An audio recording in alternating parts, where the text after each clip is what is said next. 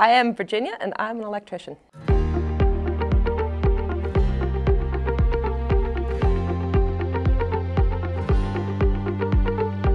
Essentially, I spent a year after high school working in an industrial facility doing the same thing 800 times a day. I was bored out of my tree and I wanted to change. So I looked at the job market. It said there would be jobs in skilled trades and healthcare, and electrical just happened to work out. I like the variety. I like that within this trade there's many different aspects that you can learn, be it from different sites. So I've had the opportunity to work on everything from commercial sites to hospital, institutional, schools, that sort of thing.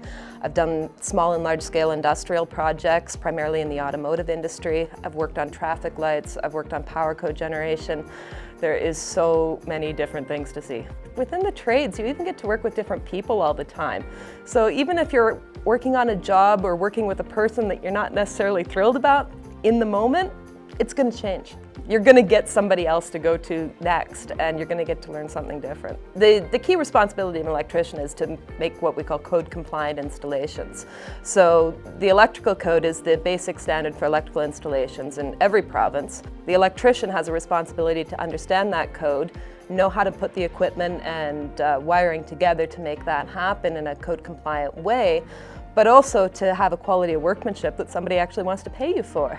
So that's the important part, to not only know how to do it right, but to know how to do it properly and know how to do it in a way that you're proud of the work at the end of the day. And it's safe. You know, when we say safe, what we mean is no fire hazards, no shock hazards. Some people think that when you get into a trade, you're just going to do that trade and you're never going to advance into anything else.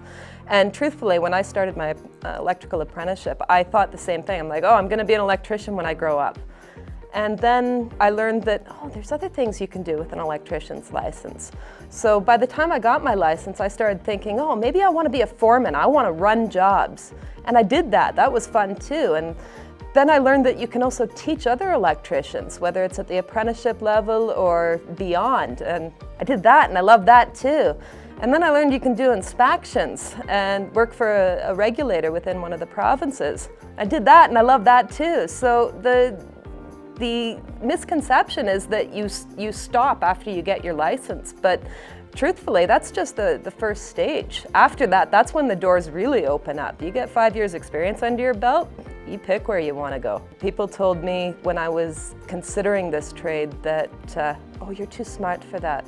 You should go to university. And it's not that I didn't want to go to university, but for me, it wasn't a financial option. I needed to get trained and get to work, and that did play into my decision to get into the trade and become an electrician.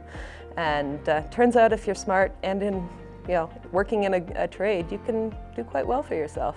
If you're considering becoming an electrician, I would definitely suggest that you take the right courses in school to start off with. So math and sciences, specifically physics, are going to be very important at the high school level. I would suggest some more advanced courses, not just applied math, because it does get a little complicated in trade school. I would also suggest that you get yourself some work experience. A lot of people think that when you start an apprenticeship, we're looking for you to have trade experience. We're really not. When you start an apprenticeship, we're looking for you to have an ability to learn and a willingness to work. That's it. So get a part-time job somewhere. Get somebody who will write you a reference letter and say, you know what, this person, they show up on time every day, they've got a good attitude, they're coachable. That's the type of people we want to start the apprenticeship with.